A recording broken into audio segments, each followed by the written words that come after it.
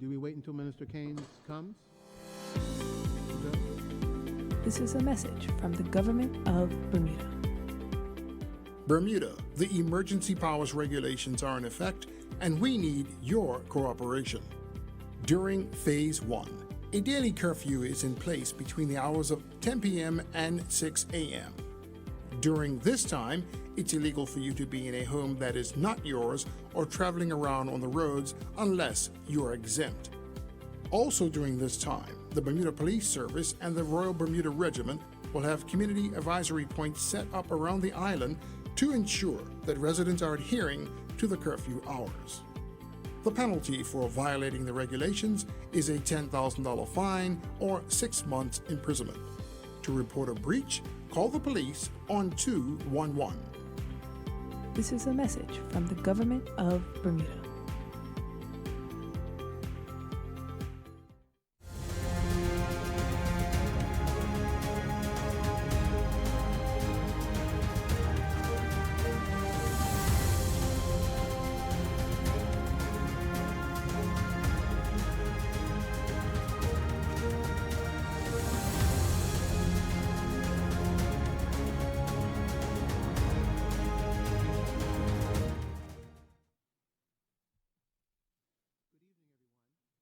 Tonight I'm filling in for the Premier. He is out this evening celebrating the birthday of his son, Ed. So we wish Ed a happy birthday, and we look forward to seeing the Premier back with us on Wednesday at the next press conference. But today we will have the Minister of Health, who will give the update on COVID-19 and the work of her ministry. We will also have the Minister of National Security giving an update on the work of his ministry and the regulations that his ministry has been overseeing through this period. And we'll also have an update from Minister Zane Da Silva, who is the Minister of Tourism and Transport, who will give us an update on the work to get our public transportation system back up and running again, and also helping with our economy as a result. Minister Wilson. Thank you, Deputy. Good afternoon. Between Sunday and today, there were 469 test results received by the Ministry of Health, and 1 was positive for COVID-19. I am, however, deeply saddened to say that we lost another person to COVID-19 over the weekend. As it is the norm, details of this individual will not be made public by the ministry in respect of the family's right to privacy, especially at this difficult time. And again, our prayers remain with that family. Bermuda now has 119 total confirmed positive cases. Their status is as follows. There are 45 active cases, of which 37 persons are under active public health monitoring. And I am pleased to say and to share with you that some persons that were previously hospitalized have now been discharged. So we have only 8 persons that are hospitalized, and a total of 66 persons have now fully recovered. As an indicator, as I've indicated earlier, the total deceased is now at 8.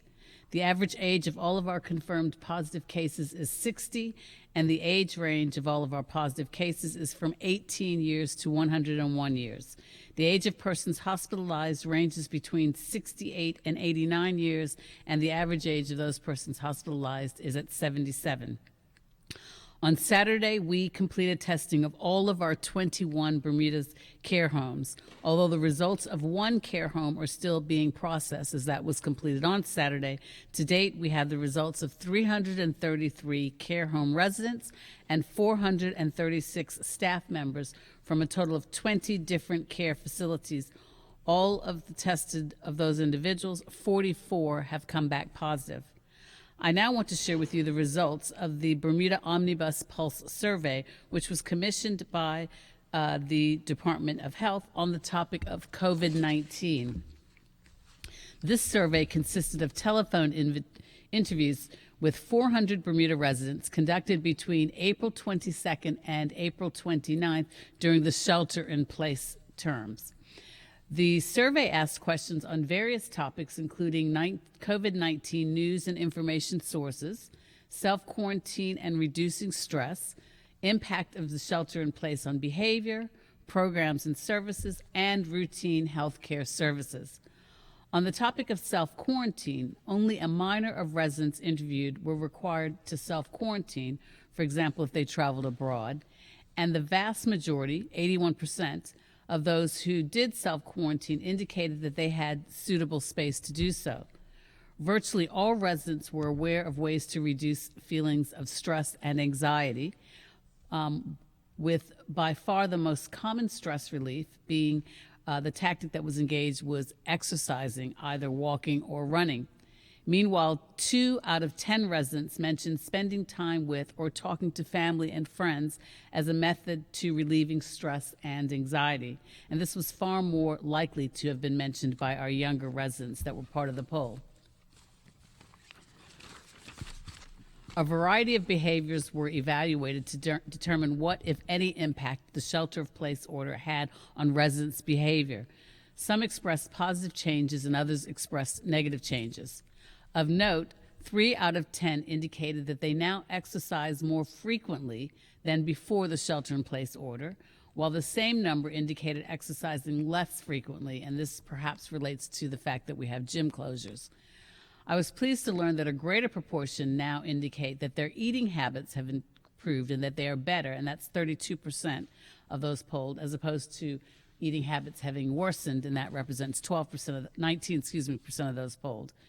Fewer than 2 in 10 residents, 17%, required routine health care services, and of those, just fewer than 1/2, or 45%, have indicated that the COVID-19 pandemic has negatively impacted their ability to access these services. And of the services they require routinely, but have been unable to access, their doctor's office or clinic represented 36%, dentist 26%, and those were the 2 commonly mentioned areas of the survey. The topic of access to health care during COVID-19 actually segues perfectly into what I wish to share with you next. I'm thrilled to announce that today the creation of a new tele-nurse hotline and GP telehealth consultation services for uninsured and HIP clients. I want to first thank Argus Insurance for initiating this program and making this possible. Argus approached the government in late March with a proposal to provide telehealth, either through a nurse or physician services, to those persons in our community that are underinsured, and this was at no cost to the government. Initially, the program will work like this. When an individual calls the COVID-19 hotline, 444-2498, because they are feeling unwell with symptoms that are unrelated to COVID-19, and they are uninsured or have the government's HIP health insurance policy, then they will be transferred to Argus's contracted telenurse vendor, which is called PhoneMed.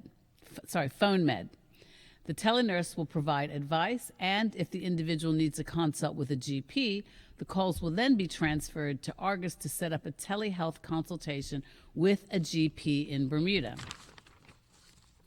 Telenurse advice will improve access to health care and minimize unnecessary utilization of hospital emergency rooms and other medical services. And it is certainly a wonderful way to give back to the residents of Bermuda, particularly the vulnerable populations. It should be noted that this is a pilot and a feasibility study. The pilot will allow the Ministry of Health to better understand the extent of need amongst those in our community who are, for example, out of work because of COVID-19. However, it does not replace health insurance or the need to go to have a GP. I can also share that the Argus Insurance has implemented a number of financial relief initiatives that will help cash-constrained individuals and groups maintain their benefits while deferring premiums.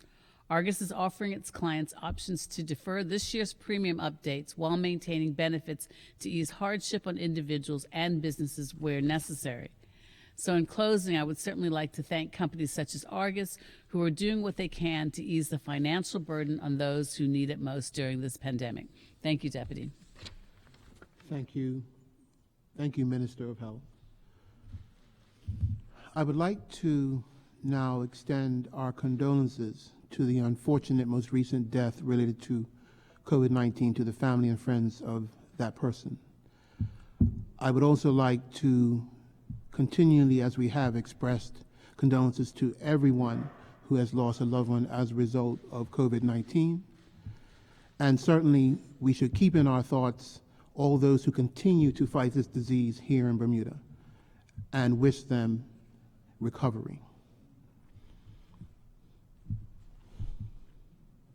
The House of Assembly passed legislation on Friday, the 8th of May, amending the National Pension Scheme Occupational Pensions Act 1998 to permit a person under the age of 65 who participates in a private defined contribution pension plan or a local retirement product to voluntarily withdraw up to $12,000.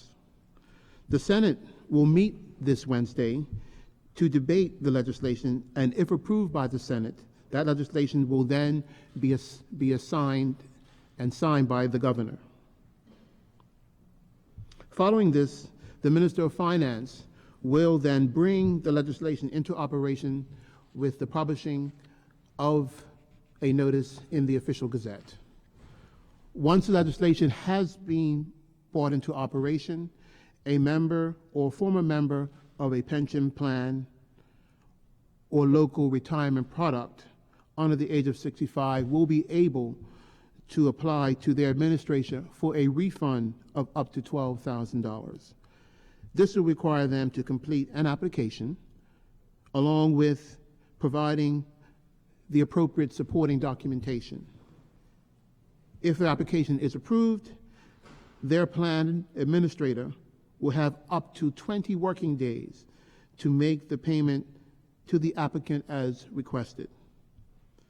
The Pension Commission will be providing specific guidance to the plan administrators to make the entire process as efficient and as timely as possible.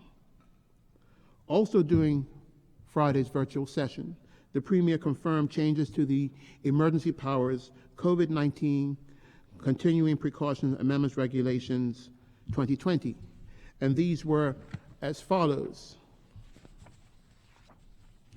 Marriages and domestic partnerships can now take place with no more than 10 people, including the officiant in attendance.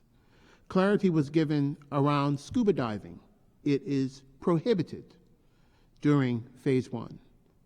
And money service businesses are permitted to operate with the permission from the Minister of National Security, but restricting the number of persons inside at any given time in the business. It should be noted that licenses for money service businesses must receive the permission of the Minister of National Security prior to their opening their business. Now, the Minister of National Security will give his update as to the work of his ministry during this period of time. Minister Keynes? Thank you, Deputy. Good evening, Bermuda. For the most part, we are seeing broad cooperation in the community with compliance to the Phase 1 regulations. We are, however, monitoring community chatter about the possibility of planned events to commemorate Bermuda Day. Again, I urge the public to be mindful of the guidelines that are set in place. Any disruptions or breaches of the regulations could result in the Phase 1 period being extended. Sadly, as you are aware, last week our community was once again shaken by gun violence and antisocial behavior. Against the backdrop of what our country is facing, this type of activity is absolutely the last thing that we need. The Commissioner of Police has advised that the Bermuda Police Service have increased their patrols in key locations and are closely monitoring gang tensions. I encourage anyone with information with reference to last week's incident to contact the Bermuda Police Service at 295-0011 to share what you know. The Royal Bermuda Regiment continue their community engagement to ensure that the Phase 1 regulations are followed. This includes monitoring activity during the curfew hours, visiting the beaches, park, public spaces to ensure that persons are physically distancing and taking the right health and safety precaution. As a special note about curfew hours, specifically for boats and vessels on our water. As a reminder, under the regulation, the curfews for boating vessels is actually 7 p.m. and not 10 p.m. So to be clear, 7 p.m. for any boat or vessel or pleasure craft, they should not be cruising around the waters after 7. Individuals on the boats, after you get off the boat and tuck it away at 7, everyone must be inside their home for curfew for 10 p.m. Switching to the Bermuda Fire and Rescue Service. Last week, the Bermuda Fire and Rescue Service answered a total of 138 emergency calls. 93 were EMS related, 45 were fire related. Also last week, the Bermuda Fire and Rescue Service introduced remote video inspections, or RVIs, particularly for buildings and construction sites. With the COVID-19 pandemic preventing in-person inspections, these video links enable the fire inspectors to conduct smaller routine inspections, consultations, systems tests, and fire certificate occupancy inspections, keeping the health and safety and social distancing guidelines. Since its launch, 3 requests have been received for video remote inspection service. These methods, the video inspections are conducted via WhatsApp, Zoom, or FaceTime. Any business or construction site can utilize this service by emailing fireprotection@gov.bm. I would also like to take this opportunity to thank the Bermuda Red Cross for their recent donation of surgical masks to the Bermuda Fire and Rescue Service. Turning over to immigration, a waiver of certain fees. Fees will be waived for applications that would have had a resultant negative impact during the period March 18th to June 5th, 2020, for advertisement extensions, late applications, and appeals for the continuance of work. Expired passports and visas or ready resident applicants. For resident work permit holders and dependents whose passports and/or visas has expired, but who cannot obtain a new passport or visa, we will waive that requirement. Employers must ensure that the new passports and visas are applied for by August 4th, 2020. Applications should not be submitted for potential work permit holders and the dependents who are currently off island or whose passport and/or visa has expired, who do not have a passport and/or visa, and 3, for visa-controlled nationals whose passport and visa does not meet our 45-day rule. Lastly, regarding the Delta charter flight, which is due to arrive in Bermuda on May 15th, this special flight is the courtesy of Travel Edge and thus far has approximately 86 passengers scheduled to fly to Bermuda. The people on the flight include Bermudian students and residents who have been unable to return home since the pandemic. This flight also consists of some residents who have been abroad for medical treatment and who also are unable to get home. With the previous air bridge flights, all of the standard health and safety protocols will be followed at the airport to ensure the safety of our customs officers, our immigration officers, as well as the members of the flight. Everyone must quarantine at the government quarantine facility for 14 days. The fee for returning residents staying at the quarantine facility is $100 a day. Please note that the ministry is accepting applications for persons who are not able to pay due to financial hardship. This will be considered on a case-by-case basis. Anyone who may need to self-quarantine at home for medical reasons should apply to the Minister of Health. Both of these exemption forms can be found on the government website at forms.gov.bm/COVID-19 traveler quarantine exemptions applications. Once the flight has landed and the disembarking passengers have been processed, the same flight will return to the U.S. that same day with, thus far, 92 outbound passengers of varying nationalities. Thank you, Deputy Leader. Thank you, Minister Keynes. And I wish to also acknowledge the presence of the Police Commissioner, Mr. Corbishley, here as well. And thank you for being here as well to this press conference. As part of our phased and measured approach to reopening the island, public transportation plays a crucial role with getting our people moving, but also getting our economy moving. The Minister for Tourism and Transport, the Honorable Zane De Silva, is here to give an update on the work that he and his ministry are doing to get public transportation and public transportation overall going, and as a result, getting our economy moving. Minister De Silva. Thank you, Deputy Premier. Good afternoon. A week after the government's announcement of a phased reopening of Bermuda's economy, this is now an opportune time to update the country with an overview of the measures being implemented by the Ministry of Tourism and Transport to restore public transportation and reintroduce scheduled commercial flights to the island. The public will be aware that the public ferry resumed service today under a reduced operating schedule with limited passenger capacity. The schedule is available to download from the Department of Marine and Ports website at www.marops.bm.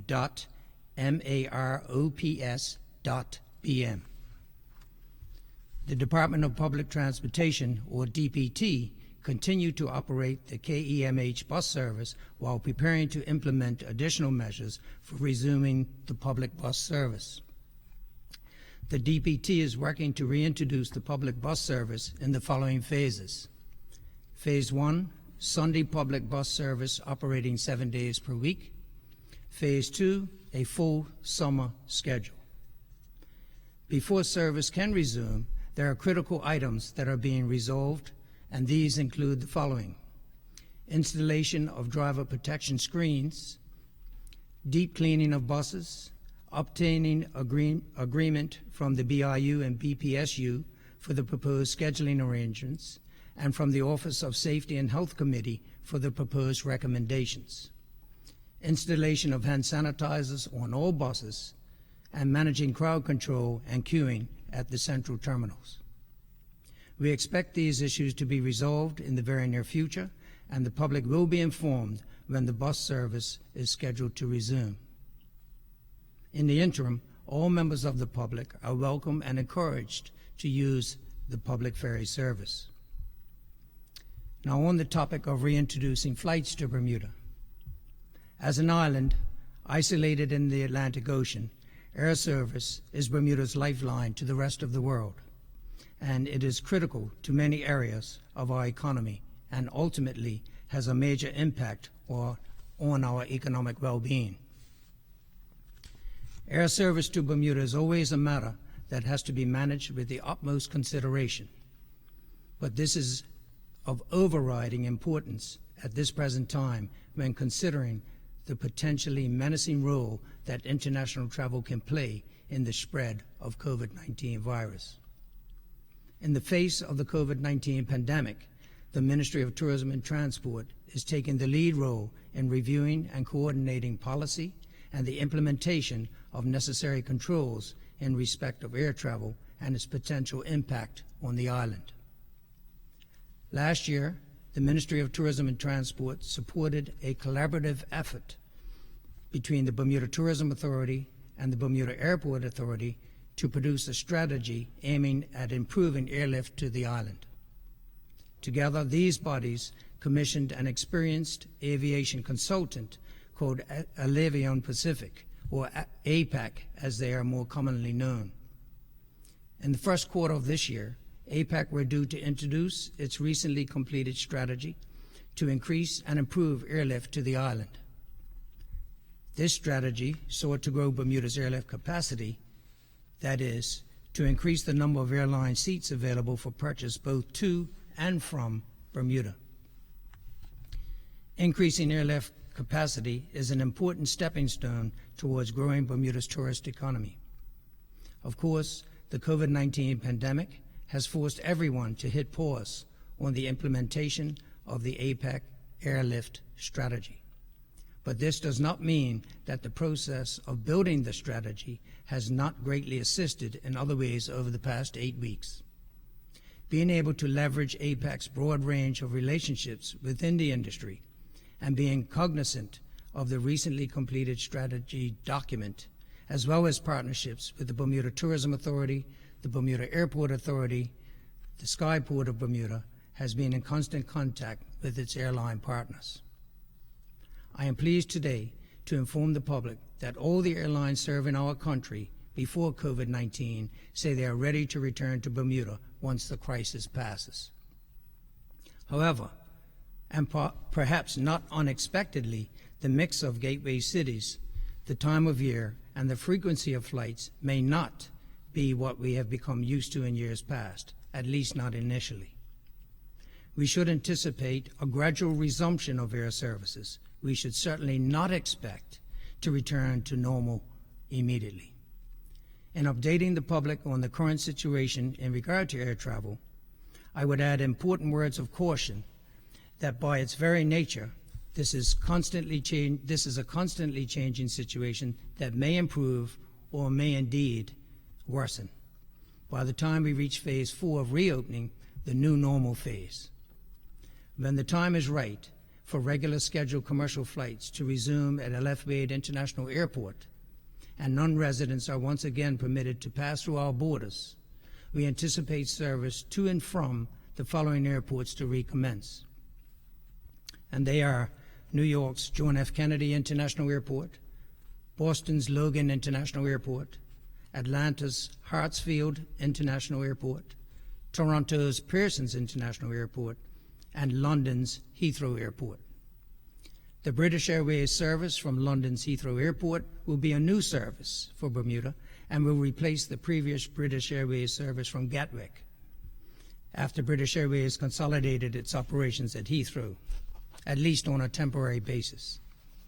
For our tourism sector and the majority of residents traveling from Bermuda, the change from London Gatwick to London Heathrow could have many advantages, particularly given how much easier it is for travelers to connect to other European countries from Heathrow as opposed to Gatwick, which has limited European connections. In the meantime, we anticipate the resumption of airline service to Bermuda from Philadelphia International Airport and Miami International Airport sometime in the not-too-distant future. However, we would stress that we do not anticipate services from any of these cities resuming immediately upon Bermuda reaching the new normal phase. Like everything else at present, this is also subject to change. Lastly, I would like to advise all of Bermuda that the seasonal services from Newark International Airport, Washington Reagan Airport, and Charlotte Douglas International Airport are unlikely to resume in 2021. It should be stated that throughout discussions with airline partners, the Ministry has been extremely pleased with the responsiveness and the flexibility shown, particularly considering how much turmoil currently exists throughout the global aviation industry. At this point, I would remind the public of another extremely important reality. Dialogue with airlines and winning their commitment to serve Bermuda is really only one half of the onerous tasks associated with restoring post-COVID-19 airlift to Bermuda.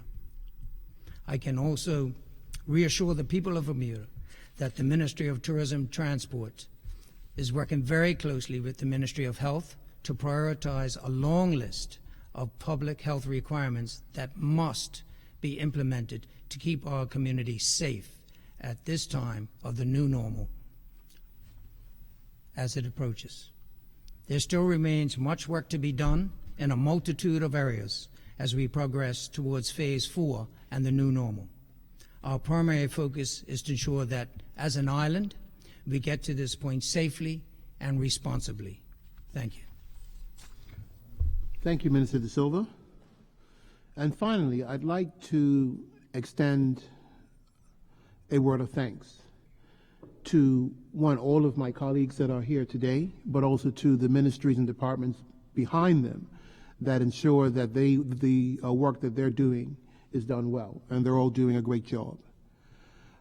I would also like to extend a heartfelt thanks to my own ministry team, those at the Ministry of Home Affairs and all the departments. And I'd like to particularly give a thanks, because I haven't had an opportunity to do this during this period, is to my PS of Home Affairs, to particularly the Department of Environment and Natural Resources, which has been giving great assistance to our commercial farmers, commercial fishermen, to the veterinary practices, and also to pet stores.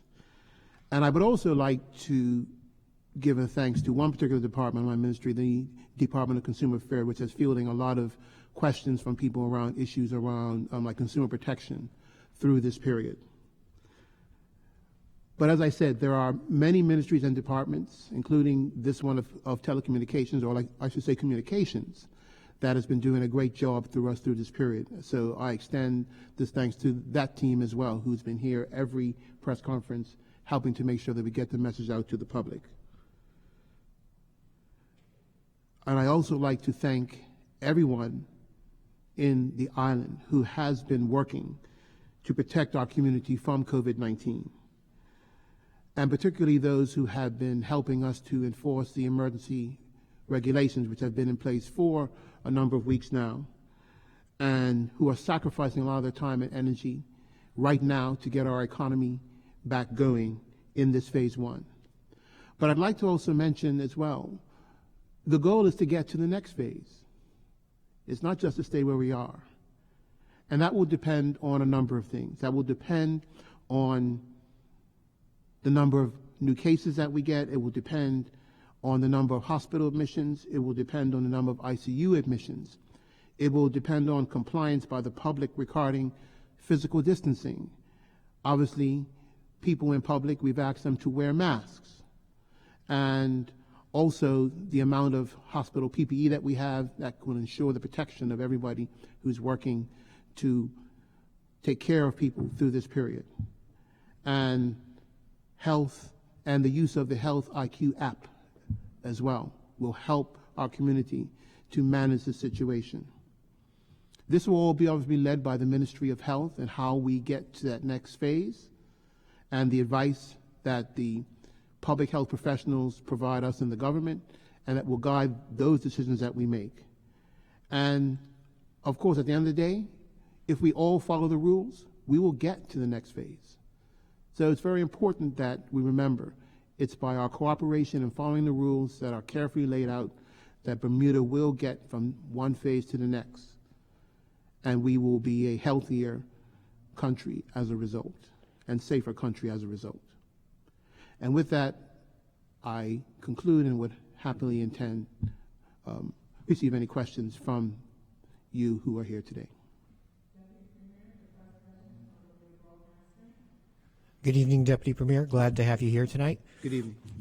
You were talking about moving from phase one to phase two, and maybe any of the people up there could answer this, that how would you compare the first weekend of phase one to the second weekend of phase one of behavior and making progress towards going to phase two? I would refer that answer to my colleague, the Minister of Health, or the Minister of National Security. With reference to what was seen on the road and in the community, we have the Commissioner of Police here, and I'll ask him before we go to what we see going to the next phase. I'll just have him talk briefly about what was seen in the community this weekend.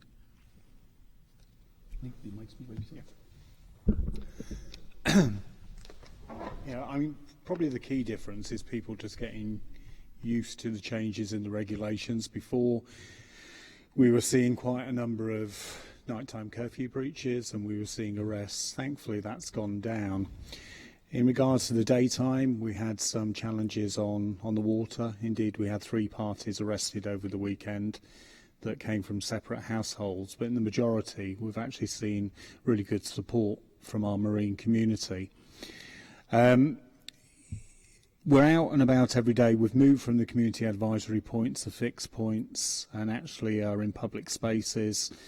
And the position that we take alongside our colleagues in the regiment is around advice and guidance. We don't want to criminalise people. We want to work with them, but we will take enforcement action where necessary. But I think as people have become more familiar with the regulations, because the style of policing is around community-based and working with, not against, we're actually seeing, as echoed by the Minister, a high level of compliance. But there are the odd occasion where we've had to deal with some misdemeanours. Okay. One of the best ways to combat this disease is for everyone to wear masks. The Ministry of Health's guidance on the use of masks has sometimes been confusing and ever-changing over the course of this crisis. Government guidance seems to recommend that people wear masks in public. However, we are witnessing a high percentage of taxi drivers, delivery drivers, motorbike riders, people walking around town, people walking in the parks, etc., many of whom are not wearing masks in public. It was stated last week that people should wear a mask whenever they are out in public. What enforcement efforts are in place to ensure compliance? Just when you're dealing with enforcement, the shops and taxi drivers and lorry drivers, they have to wear masks. Section 13 of the Act is very clear on what is required, and they can go and there are specific things with reference to PPE, distancing, and keeping the businesses, making sure that the hands are sanitized. The Act in Section 13 of the regulations are very clear. The enforcement part of that is in Section 18 of the Act. The enforcement empowers the Bermuda Police Service and it empowers the Bermuda Regiment, and they will go in and they will look and take a note. When they give that note and they see something going wrong in that establishment, my understanding is that that information is given to the Minister of Health, and the Minister of Health is authorized in law, if she deems it necessary, to shut that business down because they are not complying with the law. We have the necessary backing of the law, so if we see a taxi driver and he's acting as a delivery vehicle and he's not wearing the mask, that is a breach. And there is a mechanism in law for that to be dealt with. And so if you go into a business and a business they're not practicing social distancing, or they do not have a hand sanitizing regime, or people in that establishment, they do not have their masks on, the Bermuda Police Service and the Bermuda Regiment will be going into these businesses as the enforcement officers under Section 18 of the Act. The beauty of this is we had the opportunity to debate this on Friday in the House and share what we believe the reasons and the mechanism for it. It's not to be heavily handed to have police officers in the building. They are indeed the enforcement arm of this. So we are mindful, as the Commissioner said, we don't want to become a police state, but we believe that the health guidelines given to businesses are very clear. And the enforcement officers under the legislation are the Bermuda Regiment and the Bermuda Police Service, and they indeed will be going into these businesses and looking at taxi drivers, or if there's a truck driver that is delivering and he is not wearing his face mask, there are mechanisms in the law for them to be held accountable, and we will not hesitate to use those necessary mechanisms. All right, thank you. Because you made the comment that the guidance seems to be changing, and that's actually correct. Bermuda as a country, we're not making this up as we go. We are relying on international best practice, such as through PAHU, World Health Organization, CARFA, as well as Public Health England. And the circumstances are changing, as you can appreciate. A few weeks ago, we were speaking about the fact that the only persons that were required to wear face masks were those persons that were either ill or alternatively caring for persons that were ill. We've now moved forward because of the advice internationally would suggest that everyone that's in a public space should be wearing a face mask. You would have noted that we changed the guidance as it related to social distancing. A few weeks ago, it was 3 feet. Now it's 6 feet. So as the guidance changes with respect to international best practice, then Bermuda will also adopt our changes accordingly. Thank you. On May 1st, Health Minister, the government stopped providing certain information on the COVID-19 updates, including results pending, data on outstanding test results. Almost immediately, following this withdrawal of information, we've seen substantial delays, with some people waiting up to a week to learn their test results. Bermuda has been promised 24 to 48 hours for real-time PCR testing. Why is it taking so long to return timely test results?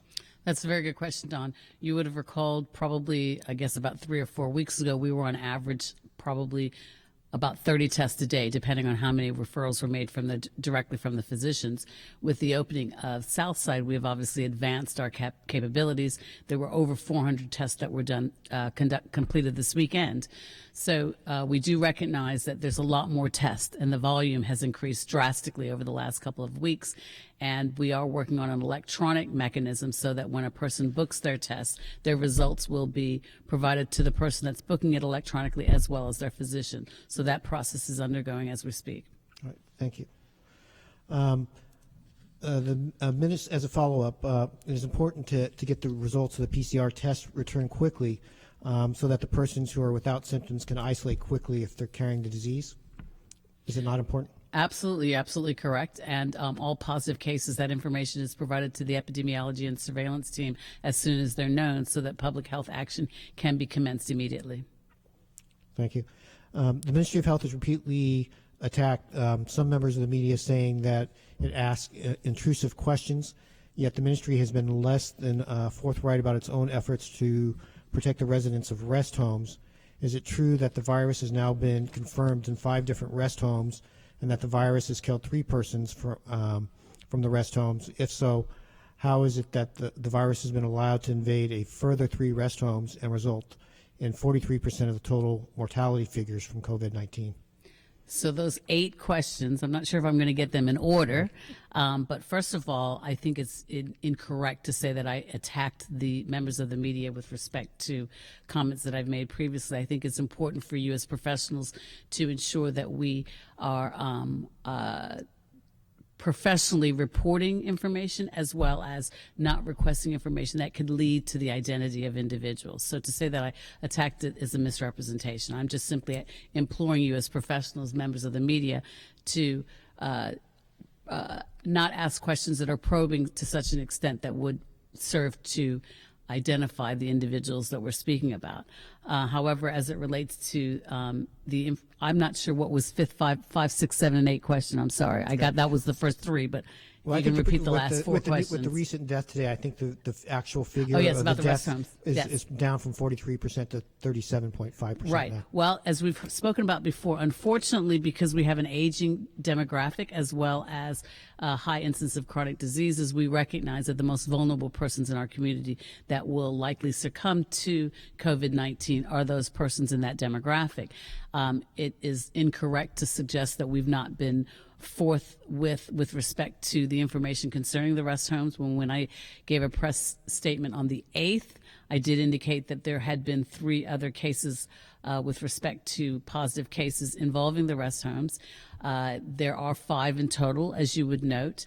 And at the time of giving that particular statement, you would have called it might have been Wednesday. I can't remember what day it was. These days seem to blur. That at the time, the information, the family hadn't been advised. So again, out of sensitivity to the family, I was imploring the press to not necessarily probe that issue because the family members hadn't. And I'm sure we would all appreciate that. We would rather our family members receive that information, or the patient in particular themselves, as opposed to hearing it on the 5:45 newscast. Thank you. My last question. The cost of living in Bermuda continues to rise while a large percentage of Bermudians are out of work and are struggling financially due to the lockdown and crisis. Will the government consider a temporary lifting of import duties on food and other essential products to help lower costs during the crisis? Thank you for that question. Perhaps it's important that BBC go back and research this matter with some detail, because it was a couple of budgets ago where we actually made changes to customs duty on a number of essential items, in particularly fresh fruits and vegetables. As you remember, there was another matter of which we were looking to address as a public health matter, and one of the responses we did was we made it 0 duty on eggs, potatoes, cauliflower, broccoli, carrots, turnips, oranges, and apples. So fresh fruits and vegetables were given 0 duty, and that remains to this point. So we certainly hope that people are taking advantage of that. And those are, as you know, essential items. We will consider looking at other things, but those are the fruits and vegetables that actually have 0 duty. But there's one way to avoid customs duty, Mr. Burgess, is for people to buy local produce from our local farmers, which is in quite large abundance right now. So there's plenty of local products out there for people to buy, and you avoid the perils of customs duty by supporting our local farmers.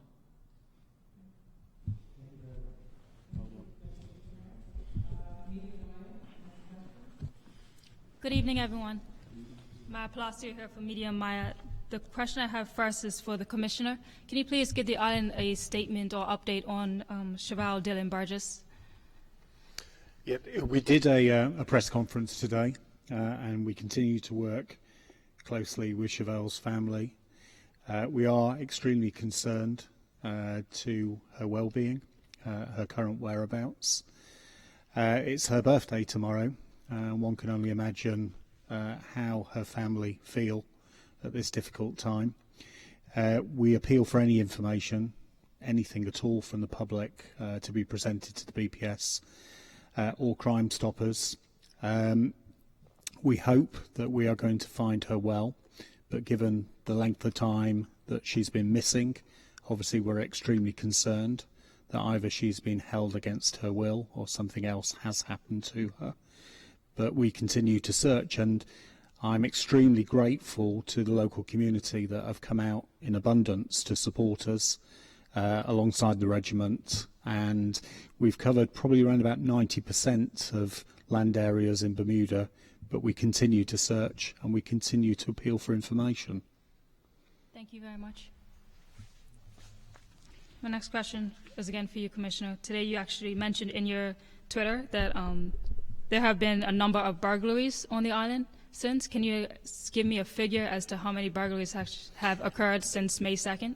Yeah, I think what happens is, as obviously the regulations and as we move through different processes, unfortunately crime is not that far behind, and the Minister mentioned we're doing a lot of work to ensure that there aren't any gang problems.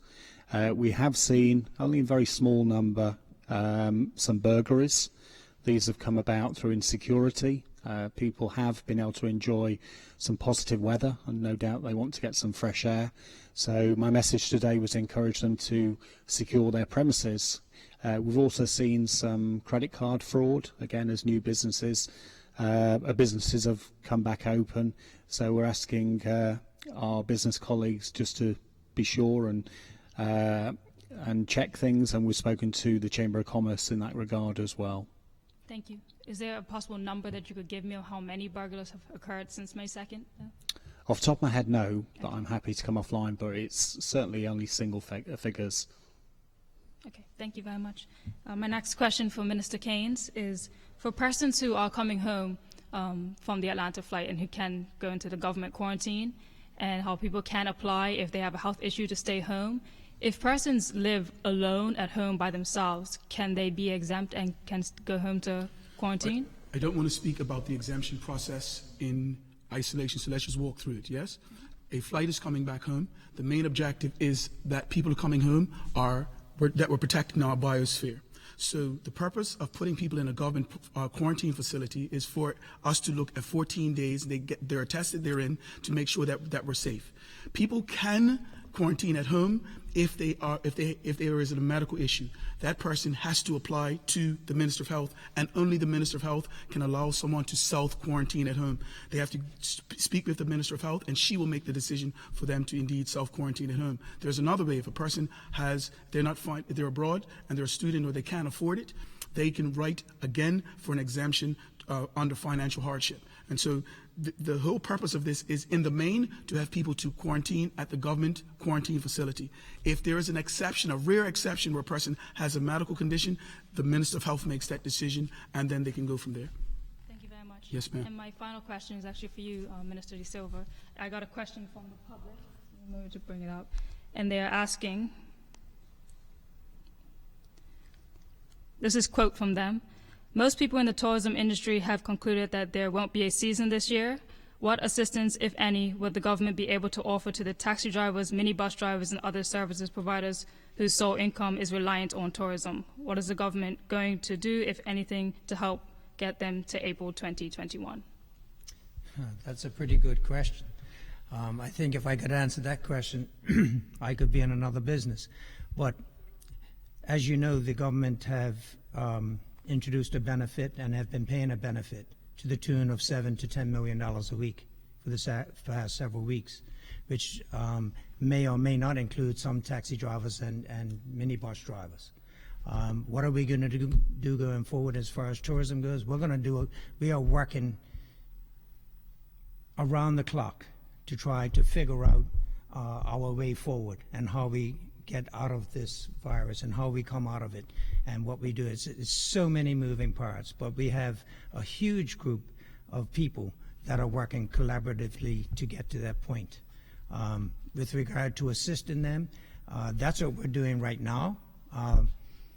We don't know what the future holds with regard to our economy and how deeply it's going to be affected. You will know that the Minister of Finance is putting together an economic team that will assist in that regard.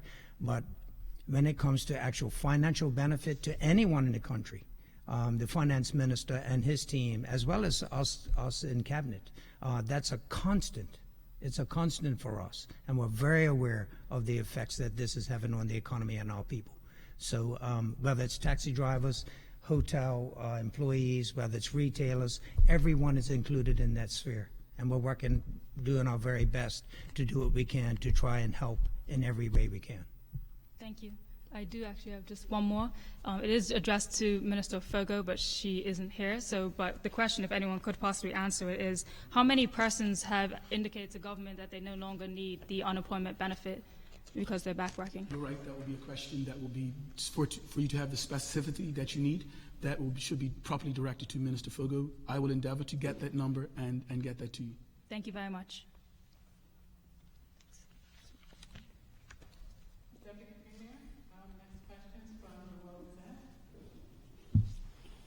Good evening, Deputy. Evening, Good evening. Ministers. The first few of the questions here are actually just for the Health Minister relating to... Can you speak up, please, Jonathan? As it relates to the testing of hospital staff. Minister, good evening. We wanted to know if there was a reason that you hadn't seen fit to issue a directive for BHB to have all of their staff tested at this point.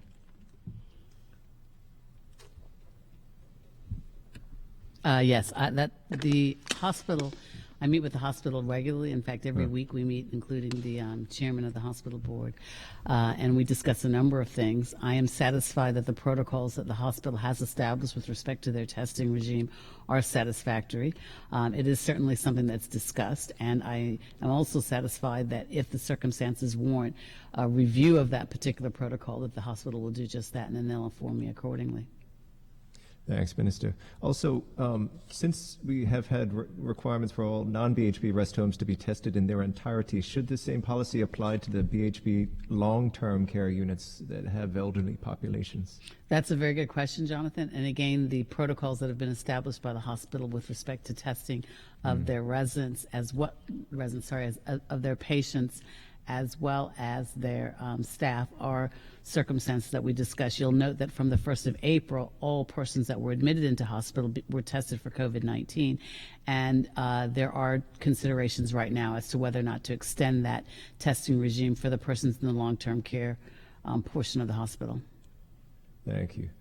And just to be specific, are there any traces that we're looking at right now? Do we know, are there possibilities of community transmission on the island? Just to nail that one down. Sure, thank you. That's a very good question. As I've mentioned previously, Bermuda has local transmission with cluster cases, and the moment that if we do if the status is elevated to community transmission, then that will form part of my report. I will immediately alert the public and members of the press if community transmission is established in Bermuda. Thank you, Minister. Could I also ask what's being done to ensure and monitor the standards of palliative and medical care at the nursing homes with COVID cases, including Matilda Smith Williams and Westmeath? We know that some of their most senior medical staff have tested positive, that they're operating with low numbers of staff, and that they're also caring for COVID-positive patients. Can you tell us a bit about how this is being managed to ensure everyone is getting the treatment and care they need? Thank you, Jonathan. I have mentioned previously, because that's a very important question, and I've discussed this previously throughout the course of these press conferences, that the Ministry of Health continues working with and dialoguing with our rest home community. There are a few homes that are owned by government, but the vast majority of the 21 rest homes and care homes in Bermuda are owned privately. We continue to provide resources to them, such as education and training, how to properly apply PPE. In some cases, we've assisted by providing PPE for some of the homes that were having a shortage of those. We also continue to engage the rest homes, with respect to ensuring that they have education as it relates to infection control. And in some cases, we've actually provided them with nursing care where there has been a shortage of staff. So we are constantly engaged with the 21 rest homes to ensure that we can provide the best support needed at this particular time. Thank you, Minister. Minister De Silva, it's good to see you. Good to see you too, John. We touched a bit on the commercial flights. Going to throw this out. Air travel, I mean, the routes, it used to be cutthroat, and the competition with jurisdictions to the south of us. Early days, obviously, but can you tell us in any ways how the pandemic might have changed the state of play on that in terms of competing with other destinations or trying to woo flights to us? Well, As I said in my presentation earlier, we hired air development consultants last year, and we are well on our way. And I think you said it right. It's fierce competition for airlift to the country, and has been a challenge for some time for us. So how will it affect us going forward? I would suspect that our neighbors to the south are going to be just as hungry and as anxious as we are to get air service back to the country. So it's going to be a battle. It was a battle before. It's going to be a serious battle going forward. Finally, again, obviously, it is early days. One thing we get a lot of questions on, the public are clamoring for whether there's a more robust plan on business, on salvaging jobs, getting people off social assistance.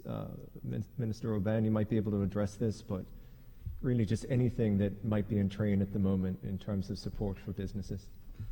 Thank you for the question, and I don't think we have any problem answering this question whenever it's raised, because we know that it's high on the public's mind. The Minister of Finance is likely to be here on Wednesday, and some of the economic questions that need to be asked can be put to him at that point. As the Minister for Transport and Tourism said earlier, and the Minister himself has said, I believe, on his Facebook chat and other conversations he's had with the public, he's putting together a economic team to give advice as a wider stakeholder effort to develop a solid plan on getting the economy back going, getting people back working, and some of the things that can be done to find a normal, whatever that normal will be. But certainly to do efforts that will get people off of benefit and people back working. I think, as you've seen through the phase one, part of that effort was to get some economic activity going that can put people back in a working position, and thus some of those people will migrate away from the unemployment benefit. But we know that there's a lot more work to be done. But I suspect that on Wednesday, with the appearance of the Minister of Finance, some of your precise questions on that can be answered further. Right, thank you, sir.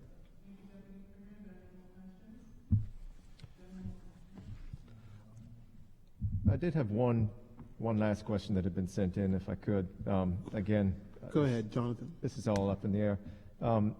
Folks wanted to know, we've heard about moving up the phases. If we all behave, if we do what we're supposed to as of right now, are we looking at the possibility of a full 2 weeks and then moving to the next phase, assuming that we all follow the rules? Well, I mentioned that earlier, but I'm happy to reiterate it again, if that will be helpful for everyone. How do we get to phase two? And that will be by a number of key things that happen. One is, it all depends on the number of new cases. It will also depend on the number of hospital admissions. It will also depend on the number of ICU admissions. It will also depend on the compliance of the public regarding the physical distancing, and also the compliance with the requests, particularly in moving about through the community, and also with businesses with wearing of face masks. It will depend on what happens around the resources that we have in the area of hospital PPE, and also the use of the Health IQ app, which can also help, as the health minister has reported earlier, how the use of that app can help us to monitor what's happening with the community. And it will also depend on the advice that we get from the Ministry of Health and the Department of Health and the professionals there as to what our state of situation is. And yes, we all must follow these rules, and that is what will help us to graduate from this phase to the next. But it's important that all these key things happen in the way that we have guided the public thus far. And I'd just like to say in conclusion that I'd like to thank the Bermuda public thus far for their patience through this process, through us getting here. I mean, we were able to graduate to out of shelter in place to where we are now because of everything, a lot of the people of Bermuda doing what they had to do. And no one said that moving from one phase is going to be easy. It's not. But if we all do as has been instructed, and I again thank the Bermuda public for doing, by and large, the majority of our people doing what they have been asked up to this point, we will be able to move forward into the next phase, whatever that phase will look like. And with that, thank you everybody for coming. Thank you for the public for listening in, and we will see you back here on Wednesday. This is a message from the government of Bermuda. Bermuda, the emergency powers regulations are in effect, and we need your cooperation. During Phase 1, a daily curfew is in place between the hours of 10 p.m. and 6 a.m. During this time, it's illegal for you to be in a home that is not yours or traveling around on the roads unless you are exempt. Also during this time, the Bermuda Police Service and the Royal Bermuda Regiment will have community advisory points set up around the island to ensure that residents are adhering to the curfew hours. The penalty for violating the regulations is a $10,000 fine or 6 months imprisonment. To report a breach, call the police on 211. This is a message from the government of